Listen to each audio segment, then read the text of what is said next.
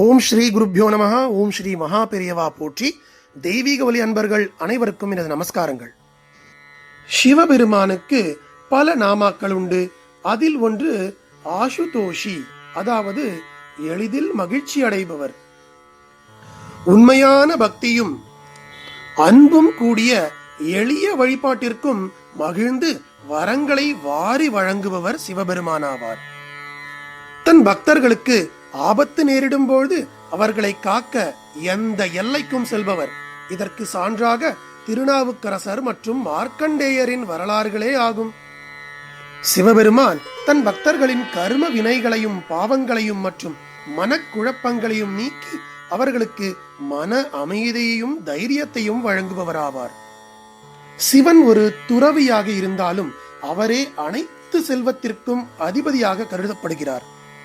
செல்வத்தின் கடவுளான குபேரன் சிவபெருமானை நோக்கி கடும் தவம் புரிந்துதான் செல்வங்களின் அதிபதி என்ற பதவியை பெற்றார். சிவனே குபேரனை வடக்கு திசைக்கும் நதிகளுக்கும் தலைவராக்கினார்.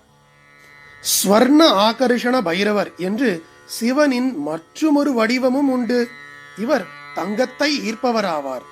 பக்தர்களின் பொருளாதார தடைகள் நீங்கவும் வீட்டில் தங்கம் மற்றும் செல்வம் பெருகவும் இவரை வழிபடுவது வழக்கம். இன்று அனைத்து நன்மைகளையும் தரும் மகா சிவராத்திரி தினமாகும். மகா சிவராத்திரியில் மகாலட்சுமி வாசம் செய்யும் வில்வ இலைகளால் சிவனுக்கு அர்ச்சனை செய்வது பெரும் செல்வத்தை தரும்.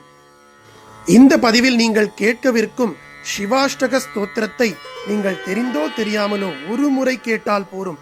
இந்த சிவராத்திரி அன்று சிவபெருமானின் அருளால் உங்களுக்கு அனைத்து செல்வங்களும் கிடைத்து வாழ்வில் வெற்றி என்பது திண்ணமாகும். இந்த ஆன்மீக பதிவு உங்களுக்கு பிடிச்சிருந்தா கண்டிப்பா லைக் பண்ணுங்க, ஷேர் பண்ணுங்க. இது போன்ற நல்ல ஆன்மீக பதிவுகளை தினமும் பார்க்க கண்டிப்பா சப்ஸ்கிரைப் பண்ணிட்டு வீடியோவை பாருங்க.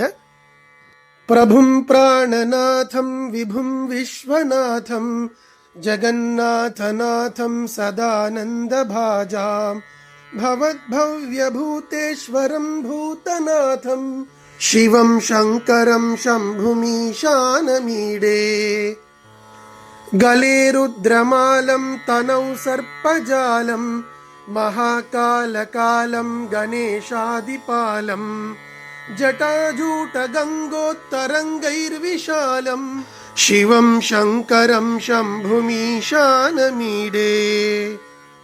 मुदामाकरं मण्डनं मण्डयन्तं महामण्डलं भस्मभूषाधरं तम् अनादिं ह्यपारं महामोहमारं शिवं शङ्करं शम्भुमीशानमीडे वठादो निवासं महाट्टाट्टहासं महापापनाशं सदा सुप्रकाशम् गिरीशं गणेशं सुरेशं महेशं शिवं शङ्करं शम्भुमीशानमीडे गिरीन्द्रात्मजा संगृहीतार्धदेहं गिरौ संस्थितं सर्वदा पन्नगेहं परब्रह्म ब्रह्मादिभिर्वन्द्यमानं शिवं शङ्करं शम्भुमीशानमीडे कपालं त्रिशूलं कराभ्यां दधानं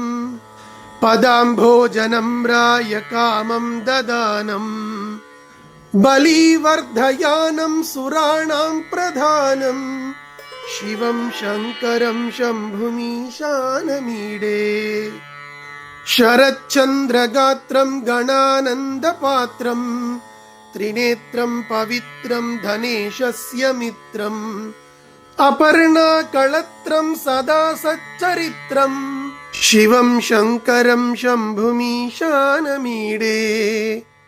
हरं सर्पहारं चिताभूविहारं भवं वेदसारं सदा निर्विकारं श्मशाने वसन्तं मनोजं दहन्तं शिवं शङ्करं शम्भुमीशानमीडे स्वयं यः प्रभाते नरः शूलपाणे पठेत् स्तोत्ररत्नं त्विह प्राप्य रत्नम् सुपुत्रं सुधान्यं सुमित्रं कळत्रं विचित्रैः समाराध्य मोक्षं प्रयाति इति श्री शिवाष्टकम् சம்பூர்ணம். நன்றி. ஸ்ரீ குருப்யோ நமஹ. மகா பெரியவா திருவடிகளே சரணம். தெய்வீக ஒலி எங்கும் பரவட்டும்.